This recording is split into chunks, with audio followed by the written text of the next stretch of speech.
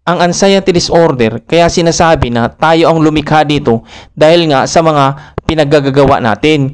Ngayon, yung mga pinaggagawa natin, kapag ka nagka-problema, doon na tayo nakatuon. Wala na tayong ibang ginawa kundi problemahin yung problema.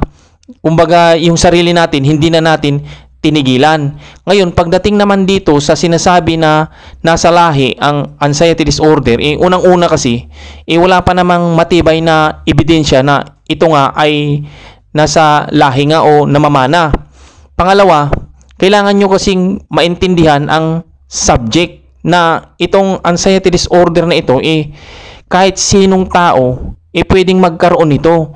Walang tao na exempted dito dahil nga yung anxiety disorder nakadikit ito sa pamumuhay natin. Ngayon, pangatlo, kapag ka naniniwala kasi kayo na ito ay namamana, ngayon yung mga magulang nyo meron ding ganitong pinagdadaanan, makikita nyo na pagka hindi pa sila nakarecover, parang naniniwala din kayo na hindi na rin kayo makaka-recover dahil nga sa sinasabi nyo na namana nyo itong nasa lahi nyo itong anxiety disorder na ito. Ngayon, kapag ganun kasi yung paniniwala nyo, malamang mahihirapan talaga kayo at saka hindi talaga kayo makaka-recover kasi ganun kayo naniwala kaya sabi ko sa inyo, wala pa kasing matibay na ebidensya na itong anxiety disorder na ito namamana. Kasi nga, ang anxiety disorder,